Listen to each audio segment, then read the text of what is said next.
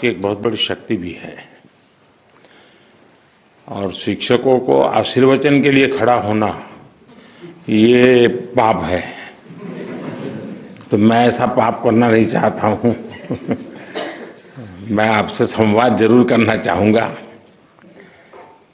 मेरे लिए बहुत अच्छा ये एक्सपीरियंस था कि आप सबको, वैसे तो सबको मुझे, क्योंकि आपके हर एक की एक स्टोरी होगी, हर एक के अपना जीवन में, क्योंकि उसके बिना यहाँ तक पहुँचे नहीं होंगे।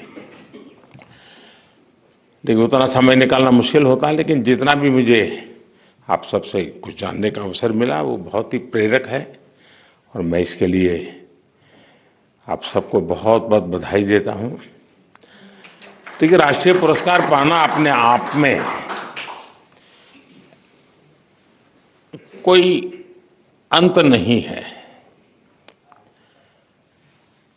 अब सबका आपके पर ध्यान है, अवार्ड के बाद सबका ध्यान है। इसका मतलब कि आपकी रीच बहुत बढ़ गई है।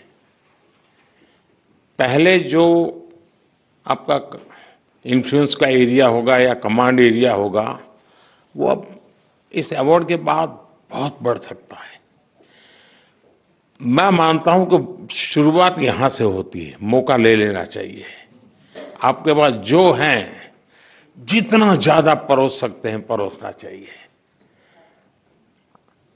और मैं मानता हूं आपका सेटिस्फेक्शन लेवल बढ़ता ही जाएगा। तो उस दिशा में प्रयास करना चाहिए। इस पुरस्कार के लिए आपका चयन आपके परिश्रम, आपकी निरंतर साधना का एक प्रकार से प्रमाण है, तभी तो ये सब संभव होता है। और एक शिक्षक सिर्फ वर्तमान नहीं होता है, बल्कि देश की भावी पीढ़ी को भी वो गढ़ता है, वो भविष्य को निखारता है। और मैं समझता हूं कि ये भी देश सेवा की श्रेणी में किसी भी प्रकार से किसी की भी देश सेवा से कम नहीं है।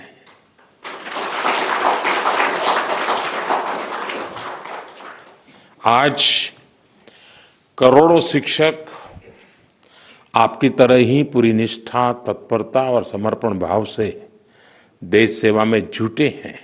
सबको यहाँ आने तक का अवसर नहीं मिलता है। हो सकता है बहुत लोगों ने प्रयास भी नहीं किया होगा, कुछ लोगों ने नोटिस भी नहीं किया होगा, और ऐसी क्षमता वाले बहुत लोग होंगे जी, बहुत लोग होंगे। और इसलिए उन सबके सामूहिक प्रयासों का परिणाम है कि राष्ट्र निरंतर उन्नति करता है। नई नई पीढ़ी तैयार होती है जो राष्ट्र के लिए जीती है और उसमें सबका योगदान होता है। साथियों, हमारा देश हमेशा से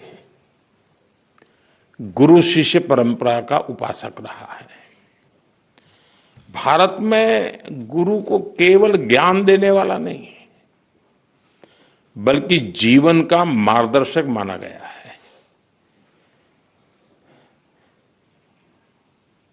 मैं कभी कभी कहता हूं, मां जन्म देती है, गुरु जीवन देता है। आज जब हम विकसित भारत के निर्माण का लक्ष्य लेकर चल रहे हैं, तब ये गुरु शिष्य परंपरा भी हमारी एक बहुत बड़ी ताकत है। आप जैसे शिक्षक इस श्रेष्ठ परंपरा के प्रतीक है। आप नई पीढ़ी को सिर्फ अक्षर ज्ञान ही नहीं, बल्कि राष्ट्र के लिए जीने की सीख भी दे रहे हैं। आपके मन में कहीं ना कहीं भाव रहता है कि जिस बच्चे के लिए मैं समय खपा रहा हूं, हो सकता है वो देश के लिए कहीं काम आ जाए। और इस सारे पुरुषार्थ के लिए मैं आप सबका अभिनंदन करता हूं। साथियों, शिक्षक एक मजबूत देश, एक सशक्त समाज की बुनियाद होते हैं। शिक्षक पाठ्यक्रम में सिलेबस, समय के अनुकूल बदलाव, इन सारी बातों को समझते भी हैं, कालबाह्य चीजों से वो मुक्ति चाहते हैं। और यही भावना देश के लिए होने वाले रिफॉर्म्स में भी होती है। अभी धर्मेंद्र जी ने उसका उल्लेख किया तो मैं भी उस बात को आगे बढ़ाता हूं। एक तो निरंतर रिफॉर्म्स होते रहने चाहिए, ये समय के अनुकूल भी हो और दीर्घदृष्टा भी हो, उसमें भविष्य को समझना, मानना, स्वीकारना, ये उसके स्वभाव में होना चाहिए। और जहां तक इस सरकार का कमिटमेंट है, हम पूरी तरह इसके लिए कमिटेड हैं, क्योंकि हम मानते हैं कि समयानुकूल परिवर्तन के बिना हम आज की वैश्विक परिस्थिति में हमारे देश को जो स्थान का उसका हक है, वो हक नहीं दिला सकते हैं। और साथियों, मैंने लाल किले से इस बार 15 अगस्त को कहा था कि भारत को आत्मनिर्भर बनाने के लिए नेक्स्ट जनरेशन रिफॉर्म करना बहुत जरूरी है। मैंने देशवासियों से भी ये वादा किया था कि इस दिवाली और छठ पूजा से पहले खुशियों का डबल धमाका होगा। अब आप लोग तो यहाँ 2 दिन से ये सब जगह अब आपका चरण रज लेने का प्रयास होता होगा, तो आपको शायद अखबार देखने का मौका नहीं मिला होगा, न टीवी देखने का मौका मिला होगा, या तो घर पे बात करते हो, अरे वहां फोटो छपी है।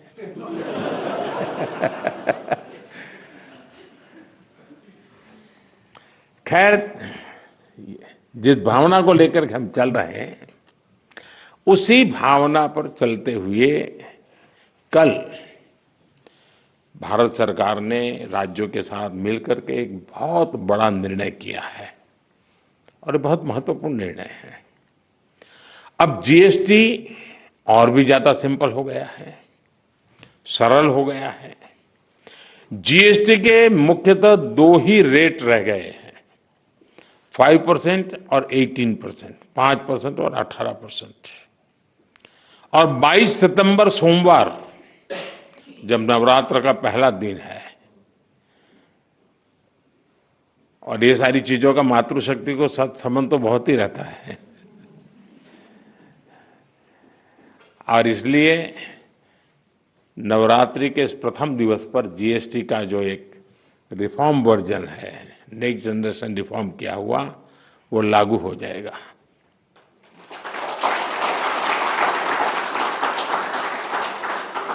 यानी नवरात्रि से ही देश के करोड़ों परिवार की जो जरूरतें हैं, वो और अधिक सस्ती मिलनी शुरू हो जाएगी।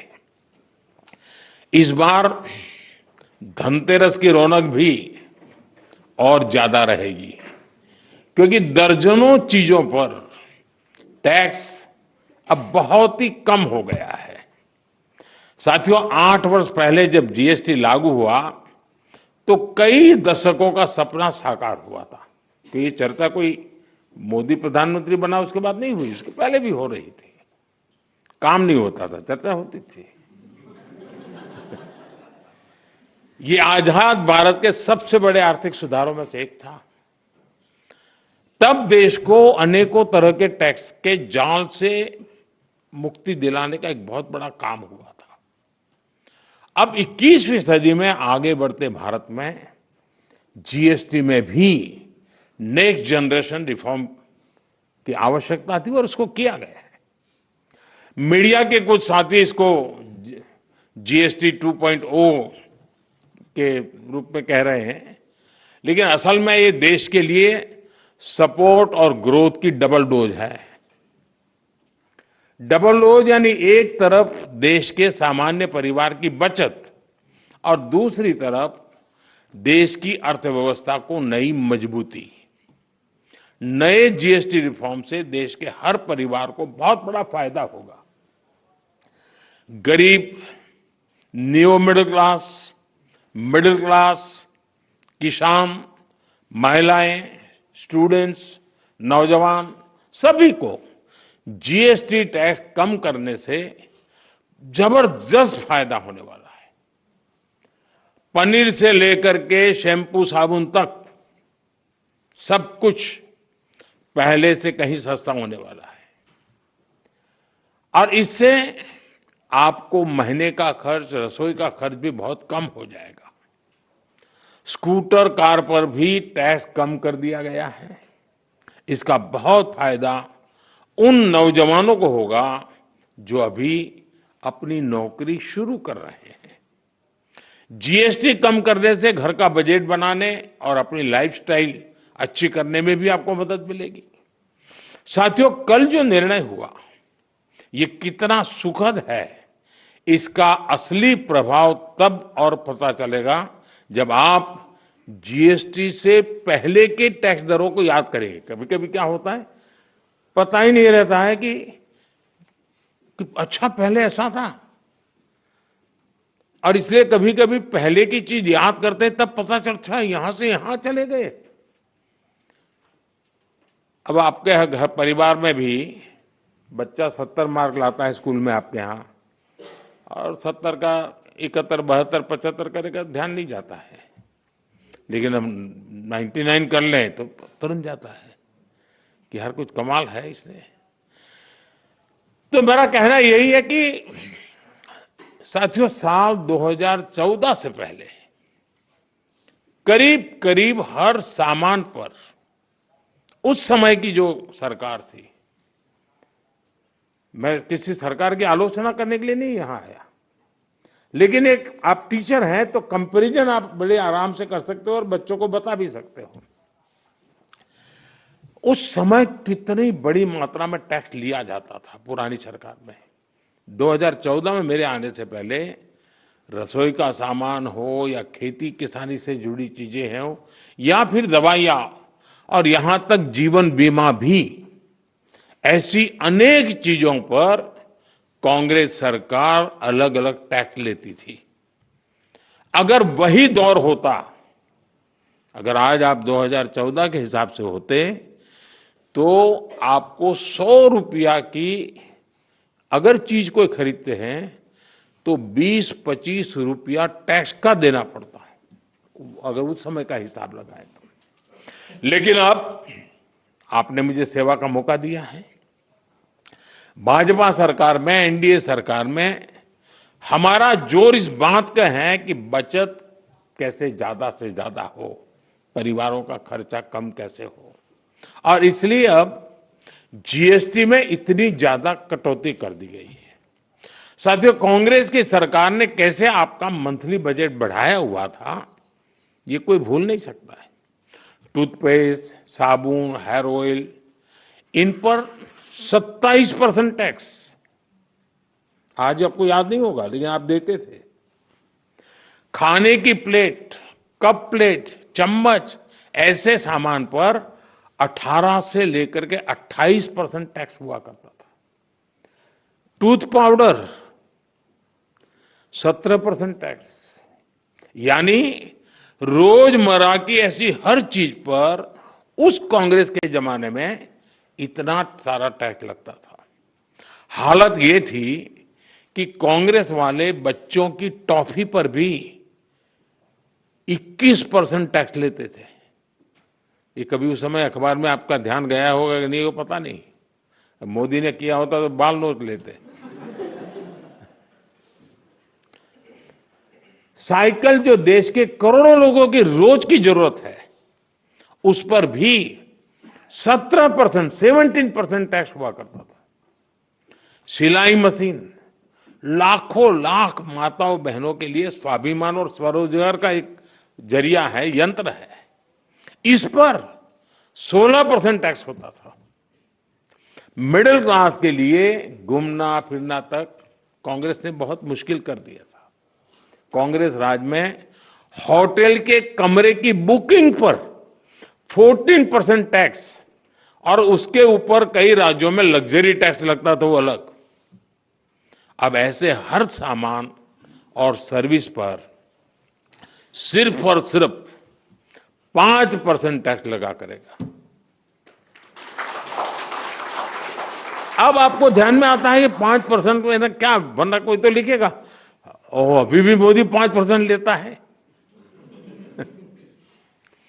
होटलों में 7,500 रुपया के कमरे के कमरों में भी 5% ही टैक्स लगने वाला है।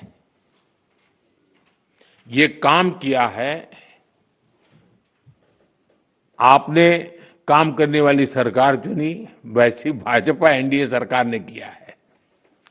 साथियों, पहले अक्सर ये शिकायत रहती थी कि भारत में इलाज बहुत महंगा था, छोटे छोटे टेस्ट तक गरीब और मिडिल क्लास की पहुंच से बाहर होता था। कारण ये था कि कांग्रेस सरकार डायग्नोस्टिक किट जो पर होती है उस पर 16% टैक्स लेती थी। हमारी सरकार ने ऐसे हर सामान पर टैक्स को सिर्फ 5% कर दिया है। साथियों, कांग्रेस के राज में घर बनाना बहुत ही महंगा काम था। क्यों? क्योंकि सीमेंट पर कांग्रेस सरकार 29% टैक्स वसूलती थी। जैसे तैसे घर बना भी लिया तो एसी और टीवी या पंखा कुछ भी लाना है वो भी महंगा हो जाता था, क्योंकि कांग्रेस सरकार ऐसे सामानों पर 31% टैक्स वसूलती थी, 31%। अब हमारी सरकार ने ऐसे हर सामान पर टैक्स को 18% कर दिया, करीब करीब आधा कर दिया है। साथियों, कांग्रेस राज में किसान भी बहुत दुखी थे। 2014 से पहले किसान की खेती लागत अधिक थी और लाभ बहुत कम था। कारण यह था कि खेती किसानी के सामान पर भी कांग्रेस सरकार बहुत अधिक टैक्स वसूलती थी। ट्रैक्टर हो या सिंचाई के उपकरण हो, हाथ के औजार हो, पंपिंग सेट्स हो, ऐसे उपकरणों पर 12 से 14% तक टैक्स लिया जाता था। अब ऐसे अनेक सामानों पर जीएसटी 0 या 5% कर दिया गया है। साथियों, विकसित भारत का एक और स्तंभ है हमारी युवा शक्ति। हमारे नौजवानों को ज्यादा रोजगार मिले, जो छोटे मोटे बिजनेस में हैं उनको आसानी हो, ये भी सुनिश्चित किया गया है। हमारे जो ऐसे सेक्टर हैं जिसमें सबसे ज्यादा लेबर लगती है, उनको जीएसटी की कम दरों से बहुत बड़ा सहारा मिलने वाला है। टेक्सटाइल हो, हैंडीक्राफ्ट हो, लेदर हो, इसमें काम करने वाले साथी, इस बिजनेस से जुड़े साथियों को बड़ी मदद मिली है। इसके साथ साथ कपड़ों और जूतों की कीमतों में भी बहुत कमी आने वाली है। हमारे स्टार्टअप्स, एमएसएमई, छोटे व्यापारी, कारोबारियों के लिए टैक्स तो कम हुआ ही है, साथ ही कुछ प्रक्रियाओं को भी सरल किया गया है। इससे उनकी सहूलियत और बढ़ेगी। साथियों, नौजवानों को एक और फायदा फिटनेस के सेक्टर में भी होने वाला है। जिम, सैलून, योगा जैसी सर्विसेज पर टैक्स कम किया गया है। यानी हमारा नौजवान फिट भी होगा और हिट भी होगा। और मैं आपको याद दिला दूं, सरकार आपकी फिटनेस के लिए इतना कुछ कर रही है, तो एक बात मैं बार बार कहता हूं, अब तो ऐसे लोग हैं डेली 200 लोगों से बात करते हैं आप लोग। आप लोगों को मेरी बात जरूर बताइए कि मोटापा हमारे देश के लिए बहुत चिंता का विषय है, इसलिए खाने का तेल 10% कम करने से शुरुआत करें। मोहम्मद जी, आप मेरा एम्बेसडर बन जाइए।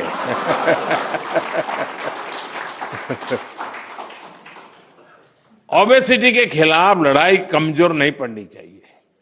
साथियों, अगर जीएसटी में हुए इस रिफॉर्म्स का अगर मैं सार बताऊं तो यही कह सकता हूं कि इससे भारत की शानदार अर्थव्यवस्था में पंचरत्न जुड़े हैं। पहला, टैक्स सिस्टम कहीं अधिक सिंपल हुआ। दूसरा, भारत के नागरिकों की क्वालिटी ऑफ लाइफ और बढ़ेगी। तीसरा, कंजम्पशन और ग्रोथ दोनों को नया बूस्टर मिलेगा। और चौथा, ईज ऑफ डूइंग बिजनेस से निवेश और नौकरी को बल मिलेगा। और पांचवा, विकसित भारत के लिए कोऑपरेटिव फेडरलिज्म यानी राज्यों और केंद्र की साझेदारी और मजबूत होगी। साथियों, नागरिक देवो भव ये हमारा मंत्र है। इस वर्ष सिर्फ जीएसटी में ही कमी नहीं की गई। इनकम टैक्स में भी बहुत कम किया गया है। 12 लाख रुपए तक की इनकम पर टैक्स को जीरो किया गया है। आजकल तो आप आईटीआर फाइल कर रहे हैं, तब इस फैसले का सुखद एहसास और भी अधिक होता है कि नहीं, यानी इनकम में भी बचत और खर्च में भी बचत। अब ये डबल धमाका नहीं है तो क्या है। साथियों, आजकल महंगाई की दर भी बहुत निचले स्तर पर है, नियंत्रण में है। और यही तो प्रो पीपल गवर्नेंस है। जब जनहित और राष्ट्रहित में फैसले लिए जाते हैं तब देश आगे बढ़ता है। और इसलिए ही आज भारत की ग्रोथ करीब करीब 8% है। यानी दुनिया में हम सबसे तेज गति से ग्रो कर रहे हैं। ये 140 करोड़ भारतीयों का सामर्थ्य है, 140 करोड़ भारतीयों का संकल्प है। और मैं आज देशवासियों को फिर कहूंगा, भारत को आत्मनिर्भर बनाने के लिए रिफॉर्म्स का ये जो सिलसिला चलता रहेगा वो रुकने वाला नहीं है। साथियों, भारत के लिए आत्मनिर्भरता ये कोई नारा नहीं है। इस दिशा में ठोस प्रयास हो रहे हैं।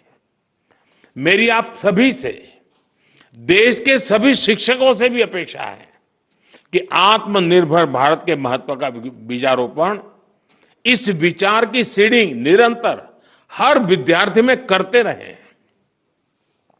आप ही हैं जो बच्चों को बहुत सरलता से उनकी अपनी भाषा और बोली में भारत के आत्मनिर्भर होने के महत्व को समझा सकते हैं। और आपकी बात वो मानता भी है। आप उन्हें बता सकते हैं कि दूसरों पर निर्भर रहने से देश कभी उतनी तेजी से आगे नहीं बढ़ सकता जितना उसका सामर्थ्य होता है। साथियों, भारत के आज के विद्यार्थियों और आने वाली पीढ़ियों में एक सवाल शुरू से ही प्रचारित और प्रसारित किए जाने की जरूरत है। ये हमारा कर्तव्य है जी। मैं चाहता हूं असेंबली में भी इसकी चर्चा हो। कभी कभी तो एक प्रयोग करके देखिए आप। कभी हमें पता ही नहीं होता है कि हमारे घर में विदेशी चीजें कैसे घुस गई है, पता ही नहीं है। इरादा नहीं है कि मुझे विदेशी चाहिए, लेकिन पता ही नहीं है। बच्चे परिवार में बैठ करके एक सूची बनाए कि सुबह उठने से दूसरे दिन सुबह तक उपयोग में आने वाली कितनी चीजें विदेशी हैं। उसे पता ही नहीं है। हेयरपिन भी विदेशी आ गई है, कंघा भी विदेशी आ गया है, पता ही नहीं उसको। जागरूकता आएगी तो कहेगा अरे यार भाई, मेरे देश को क्या मिलेगा। और इसलिए मैं मानता हूं कि आप पूरी नई पीढ़ी को आंदोलित कर सकते हैं। जो काम महात्मा गांधी जी ने किसी समय हमारे लिए छोड़ा है, अब पूरा करने का सौभाग्य हमें मिला है। और मैं चाहता हूं कि हम लोगों ने करना चाहिए। और मैं बच्चों के सामने हमेशा एक बात उनको प्रेरित करते हुए कहता रहूं,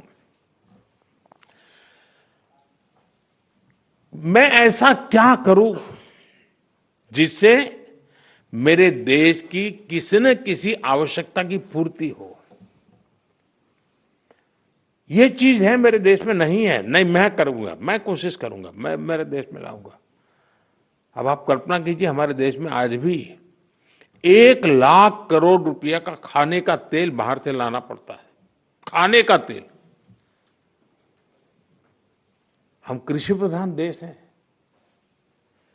या तो हमारी लाइफस्टाइल, या हमारी आवश्यकताएं, या हमारी मजबूरियां, तो ऐसी बहुत सी चीजें हैं। देश को आत्मनिर्भर बनाना ही पड़ेगा। अब 1 लाख करोड़ रुपया बाहर जाता है, वो यहीं रहता तो कितने स्कूल के बिल्डिंग बन जाते, कितने बच्चों की जिंदगी बन जाती। और इसलिए आत्मनिर्भर भारत की बात को हमने अपना जीवन मंत्र बनाना पड़ेगा और हमने नई पीढ़ी को उसके लिए प्रेरित करना पड़ेगा। और देश की आवश्यकता के साथ खुद को जोड़ना चाहिए। ये बहुत जरूरी है। ये देश ही है जो हमें कहां से कहां पहुंचाता है। ये देश ही है जो हमें इतना कुछ देता है। इसलिए हम देश को क्या दे सकते हैं, देश की किस जरूरत को पूरा कर सकते हैं, ये हर विद्यार्थी के मन में, हमारी नई पीढ़ी के मन में जरूर रहना चाहिए। साथियों, आज भारत के स्टूडेंट्स में इनोवेशन के प्रति, साइंस और टेक्नोलॉजी के प्रति नया रुझान पैदा हुआ है। इसमें बहुत बड़ी भूमिका चंद्रयान की सफलता ने निभाई है। चंद्रयान ने देश के बच्चे बच्चों को साइंटिस्ट बनने के लिए, इनोवेटर बनने के लिए प्रेरित किया। अभी हमने हाल ही में देखा, स्पेस मिशन से लौटे ग्रुप कैप्टन शुभांशु शुक्ला जब अपने स्कूल पहुंचे तो कैसे पूरा वातावरण बदल चुका। शुभांशु की इस उपलब्धि में उनके शिक्षकों का योगदान जरूर रहता है, तभी तो होता है। यानी शिक्षक नौजवानों को सिर्फ पढ़ाते ही नहीं है, उन्हें गढ़ते हैं, एक दिशा दिखाते हैं। साथियों, आपके इस प्रयास को अब अटल इनोवेशन मिशन और अटल टिंकरिंग लैब से भी मदद मिल रही है। अब तक देश में 10,000 अटल टिंकरिंग लैब बन चुकी हैं। देश ने 50,000 नई अटल टिंकरिंग लैब्स को बनाने का निर्णय लिया है। इस पर भी तेजी से काम चल रहा है। इन लैब्स में भारत के नौजवान पीढ़ी को इनोवेशन का हर मौका मिले, ये आप सभी शिक्षकों के प्रयासों से ही होने वाला है। साथियों, एक तरफ हमारी सरकार इनोवेशन पर युवाओं को डिजिटल एम्पावर करने पर बल दे रही है, दूसरी तरफ डिजिटल दुनिया के जो दुष्प्रभाव है उनसे भी हमारी नई पीढ़ी को, हमारे स्कूल के बच्चों को, हमारे स्टूडेंट्स को, हमारे परिवार के बच्चों को, हमें उनको बचाना होगा। उनकी हेल्थ और प्रोडक्टिविटी बढ़ाने पर भी बल देना ये हम सबका सामूहिक कर्तव्य है। आपने अभी देखा होगा कि अभी पार्लियामेंट का जब सत्र चल रहा था तो हमने ऑनलाइन गेमिंग से जुड़ा एक कानून बनाया है। अब ये सब शिक्षकों को पता होना चाहिए। गेमिंग एंड गैम्बलिंग, दुर्भाग्य ऐसा है कि कहते तो गेमिंग है लेकिन हो जाता है जुआ। और इसलिए सरकार ने, और बहुत बड़ा निर्णय है ये, बड़ी बड़ी ताकतें वो कभी नहीं चाहती थी कि ऐसा कानून आए और देश में गैम्बलिंग पर प्रतिबंध आ जाए। लेकिन आज एक ऐसी सरकार है जिसमें पॉलिटिकल विल है और जिसके दिल में देश के उज्जवल भविष्य की चिंता है, बच्चों के भविष्य की चिंता है। और इसलिए हमने ऐसे किसी भी दबाव की परवाह किए बिना, किसको क्या लगेगा, किसको क्या नहीं लगेगा, इसकी परवाह किए बिना गेमिंग के संबंध में, ऑनलाइन गेम्स के संबंध में कानून लाए हैं। ऐसे अनेक ऑनलाइन गेम्स थे जिनसे हमारे स्टूडेंट्स प्रभावित हो रहे थे। पैसों के खेल चलते थे, ज्यादा कमाने के इरादे से लोग पैसे डालते थे। कुछ जगह से तो मुझे रिपोर्ट मिलते थे, परिवार में महिलाएं, मोबाइल फोन तो सबके पास है, वो भी दिन में सब लोग घर से चले गए, फिर क्या करे, तो वो भी खेल लेती थी। आत्महत्या की घटनाएं मिलती थी, कर्जदार बन जाते थे। यानी बहुत बड़ा, यानी परिवारों के परिवार तबाह हो गए, आर्थिक नुकसान हो रहा था। और ये बीमारी ऐसी है कि नशे की तरह लत लग जाती है। ये गेम्स ऐसी चीजें होती है और पैसे लूटने वाले तो आपको टैप कर ही लेते, फंसा देते हैं। और ऐसा कंटेंट भी बढ़िया बढ़िया लाते हैं कि कोई भी फंस जाता है उसमें। और सब परिवारों के लिए चिंता का विषय बन गया था। और इसलिए मैं कहता हूं कि ये जो कानून बना है वो कानून अपनी जगह पे है, लेकिन बच्चों को जागरूक करना ये बहुत आवश्यक है। लेकिन माता पिता शिकायत कर सकते हैं, परिस्थिति सुधार नहीं सकते क्योंकि तनाव का वातावरण बन जाता है, लेकिन टीचर उसमें बहुत बड़ा रोल कर सकता है। हमने कानून तो बना दिया है और पहली बार हमने तय भी किया है कि बच्चों के सामने इस तरह का हानिकारक कंटेंट नहीं आएगा। मैं आप सभी टीचर से भी आग्रह करूंगा कि इसको लेकर अपने विद्यार्थियों में जागरूकता जरूर पैदा करें। लेकिन इसमें दो विषय हैं। गेमिंग वो बुरा नहीं है, गैम्बलिंग बुरा है, जिसमें पैसे नहीं है।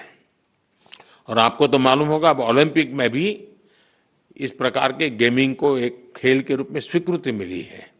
तो वो टैलेंट का विकास होना, स्किल का विकास होना, उसमें जिनकी महारत है उसकी ट्रेनिंग होना अलग चीज है। लेकिन ये नशा हो जाए, लत लग जाए और बच्चों की जिंदगी बर्बाद हो जाए, ये स्थिति देश के लिए बहुत चिंता का विषय है। साथियों, हमारी सरकार का प्रयास है कि हमारे नौजवान गेमिंग के सेक्टर में ग्लोबली अपने प्रेजेंस बढ़ाएं। भारत में भी जो क्रिएटिव वर्क करने वाले थे, जो अपने कथा वार्ताएं उसके आधार पर बहुत सारी गेम्स बन सकती है नई। हम गेमिंग के मार्केट को दुनिया में कब्जा कर सकते हैं जी।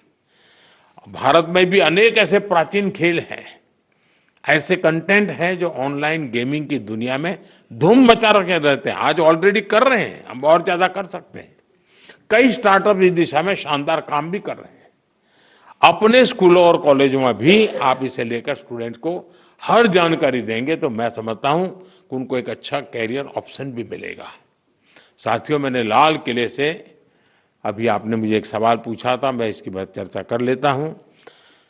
लाल किले से मैंने वोकल फॉर लोकल, स्वदेशी अपनाने का बड़ा आग्रह किया, आह्वान किया है।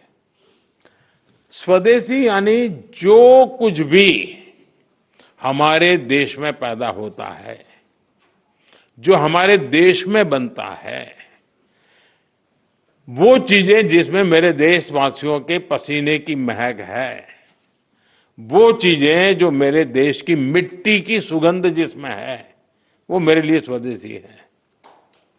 और इसलिए, और इसके प्रति हमारा गौरव होना चाहिए। हर घर पर बच्चों को कहना चाहिए, भाई घर पर एक बोर्ड लगाओ, जैसे हर घर तिरंगा है ना, हर घर स्वदेशी, घर घर स्वदेशी। और उसी पर हर दुकानदार अपने यहाँ बोर्ड लगाए कि गर्व से कहो यह स्वदेशी है। हमें गर्व होना चाहिए, भाई ये मेरे देश का है, मेरे देश में बनता है, ये गर्व होना चाहिए, ये वातावरण बनाना चाहिए। और लोकल के लिए वोकल होने के इस अभियान में टीचर्स बहुत बड़ी भूमिका कर सकते हैं। हमारे बच्चों को स्कूल ये प्रोजेक्ट्स और गतिविधियों में मेक इन इंडिया वस्तुओं की पहचान कर सकते हैं। खेल खेल में आप सिखा सकते हैं। एक असाइनमेंट हो सकती है जिसमें घर में जितनी भी वस्तुएं हैं, कितनी स्वदेशी है, मैंने जैसे कहा, उसका एक लिस्ट बनाए, जरा दूसरे दिन दिखाए, लेकर के आए और चलो भाई इस महीने इतनी कम करेंगे, इस महीने इतनी कम करेंगे। धीरे धीरे पूरा परिवार स्वदेशी हो जाएगा। मैं तो चाहूंगा स्कूल में से, मान लीजिए 10 क्लास है हमारे यहाँ, हर क्लास सुबह एक आधा घंटा हाथ प्ले कार्ड लेकर के गांव में जुलूस निकाले, स्वदेशी अपनाओ। दूसरे दिन दूसरा क्लास, तीसरे दिन तीसरा क्लास।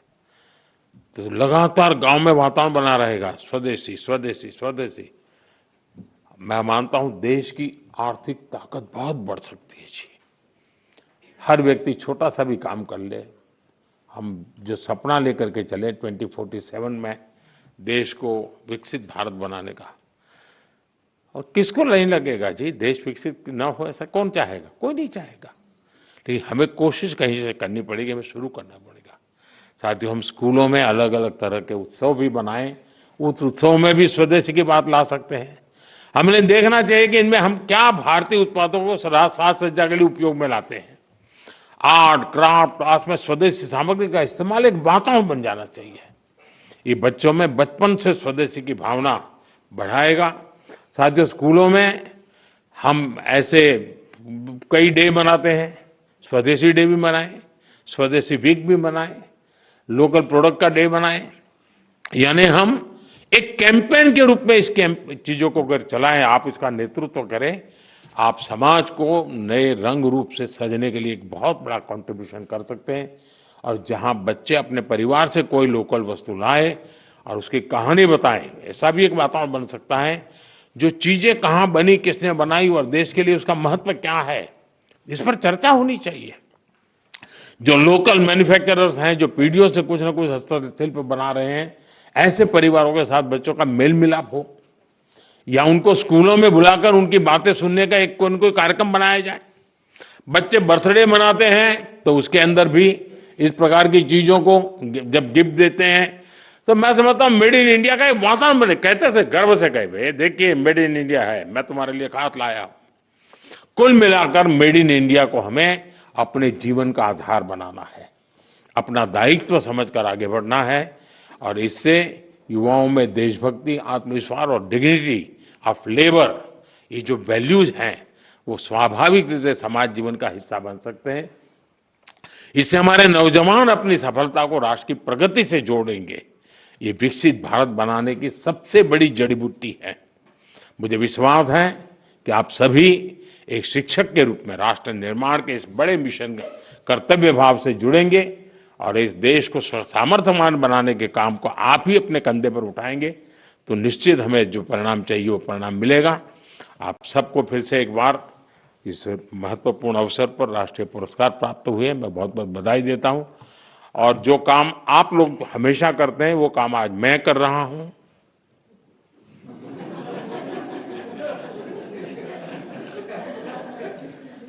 आप लोग काम करते हैं होमवर्क देने का, तो आज होमवर्क मैंने दिया है। मुझे पूरा विश्वास है कि आप उसको पूरा करेंगे। बहुत बहुत धन्यवाद।